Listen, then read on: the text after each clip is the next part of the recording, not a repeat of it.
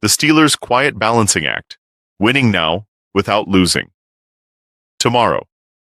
There's a specific tension surrounding the Pittsburgh Steelers right now, one you can feel even without a single official announcement being made. It's the tension of a franchise caught between urgency and restraint, between chasing immediate success and protecting long-term stability. On the surface, those impulses look contradictory. In reality, they define exactly where Pittsburgh stands as it enters a new era under Mike McCarthy. This isn't an organization scrambling for relevance. It isn't tearing things down to the studs. The Steelers just won the AFC North. They reached the postseason. That context matters because it frames every decision that follows. When McCarthy openly describes the roster as a playoff-caliber team, he's not offering optimism. He's laying down a standard. That framing sends a message internally. Expectations haven't dropped, and patience doesn't mean surrender. The Steelers believe their window is open right now, but they also understand something many teams struggle to accept. Windows don't stay open on their own. They have to be reinforced, especially at quarterback. Aaron Rodgers. Stability without a promise. Aaron Rodgers gave the Steelers something they hadn't had in years: composure at the most important position in football. The offense finally looked structured. The chaos was reduced. Decisions came quicker. There was authority under center. But stability is not the same thing as certainty. Rodgers may return, he may not. Even with McCarthy running the offense and a staff clearly designed to maximize a veteran quarterback, nothing about Rodgers' future is guaranteed, and the Steelers know better than to assume that comfort today guarantees clarity tomorrow. That's why the organization finds itself preparing for multiple realities at once. One where Rodgers comes back and pushes the competitive window forward another year. Another where Pittsburgh must bridge the gap without stalling the roster's growth. And a third, the most complicated, where the next franchise quarterback is already on their radar, but not necessarily within easy reach. That's where Ty Simpson enters the conversation. Why the Steelers' interest in Ty Simpson matters. At the Senior Bowl in Mobile, Alabama, teams weren't just evaluating players, they were validating convictions. This is where front offices go to stress test their boards, challenge assumptions, and quietly confirm whether their internal grades align with league consensus. And among scouts and league insiders, one name repeatedly surfaced in connection with Pittsburgh: Alabama quarterback Ty Simpson. This wasn't casual chatter. It wasn't keep an eye on him. According to people around the scouting environment, the Steelers' interest was real, deliberate, and already well-informed. Even though Simpson couldn't participate due to injury, Pittsburgh's evaluation clearly extended beyond 1 week in Mobile. Simpson is one of the most intriguing quarterbacks in the 2026 draft class precisely because he doesn't fit into a clean box. His starting experience is limited, which gives skeptics ammunition, but the traits are undeniable. He plays with urgency. He moves well within structure. When structure breaks, he doesn't panic. He creates. That aggressiveness can cut both ways. Sometimes it leads to mistakes. But it's also the quality that separates quarterbacks who survive in the league from those who shape it. Around the league, Simpson is already being discussed as a top quarterback in the class. Most evaluators place him just behind Indiana's Fernando Mendoza, a prospect many believe could go first overall. That context is crucial. This isn't a late-round developmental idea. This is a quarterback expected to come off the board early, possibly very early. Draft position versus conviction. Here's where the math complicates everything. The Steelers currently sit at number 21 overall in the 2026 draft. That's a dangerous spot when you like a quarterback who may not make it past the top 5. In thin quarterback classes, value doesn't fall. It disappears. History is unforgiving here.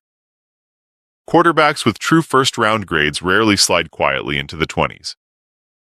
If Simpson is viewed by the league the way early indicators suggest, Pittsburgh would be relying on chaos to land him.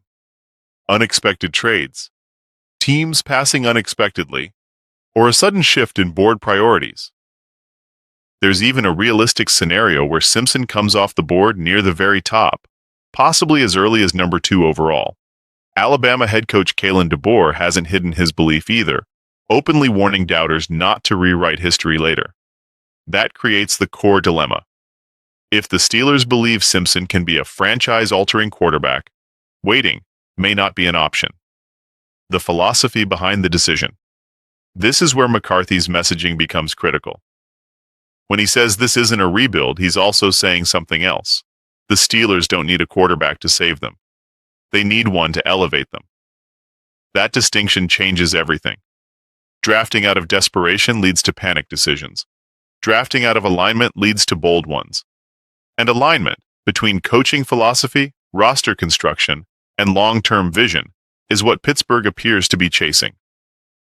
If Rodgers returns, the Steelers gain time. Valuable time. Time to develop a young quarterback behind a proven veteran.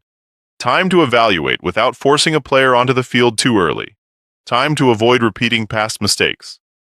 But time can also create hesitation. And hesitation at quarterback can quietly close a window you didn't realize was shrinking. Risk exists, no matter the path. Trading up in a thin quarterback class magnifies every mistake. Miss on the evaluation, and you've sacrificed future picks that could have sustained a playoff roster. Stay put, and you may watch a quarterback you loved become the face of another franchise for the next decade. There is no safe option here. Only informed ones. That's why the Steelers' behavior matters more than the outcome itself. Their presence at the Senior Bowl. Their continued interest despite Simpson's injury. The lack of panic leaks. The absence of public pressure. All of it suggests a front office operating from preparation, not fear. The possibility fans don't want to hear. There's another outcome that deserves attention. The Steelers might not love any quarterback who realistically falls to them in 2026. If that's the case, Simpson's emergence becomes even more telling. It would suggest Pittsburgh is willing to wait, not indefinitely, but intentionally, while continuing to build the roster and positioning itself for a future quarterback class that aligns better with their board. That kind of patience requires organizational confidence. Confidence in coaching. Confidence in development. Confidence that you won't waste competitive seasons chasing short-term fixes. McCarthy's presence helps anchor that belief. Veterans trust him. Players buy into the structure. That credibility allows the front office to ask for patience without losing the locker room. Silence as a strategy, not a void. What makes this moment different from previous Steelers quarterback eras is how quiet it feels. No desperation messaging, no rushed declarations, no sense of organizational panic. Instead, there's silence, and silence in this case is strategic. Behind closed doors, the Steelers are stacking information, modeling scenarios, asking uncomfortable questions. Not just can this quarterback play, but can he win in January? Can he carry the weight of this organization? Can he extend the competitive window instead of resetting it?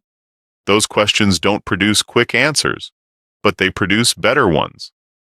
Bigger than one prospect. This decision ripples far beyond the quarterback room. Belief at that position reshapes everything. How you invest in the offensive line, how aggressively you pursue receivers, how patient you are with veterans, how you structure contracts. Quarterback vision doesn't exist in isolation. It rewrites the roadmap. Whether Ty Simpson ever wears black and gold or not, his name surfacing now tells us something important. The Steelers are no longer reacting late. They're studying early, planning ahead. Aligning philosophy before urgency forces their hand. This isn't about certainty, it's about alignment. And when the Steelers finally make their next quarterback move, whether it's bold, patient, or quietly decisive, it won't feel accidental. It will feel earned. This is the uncomfortable space between eras, where answers aren't public yet, but direction is forming. And for the first time in a long while, it feels like Pittsburgh is navigating that space with discipline instead of hope alone.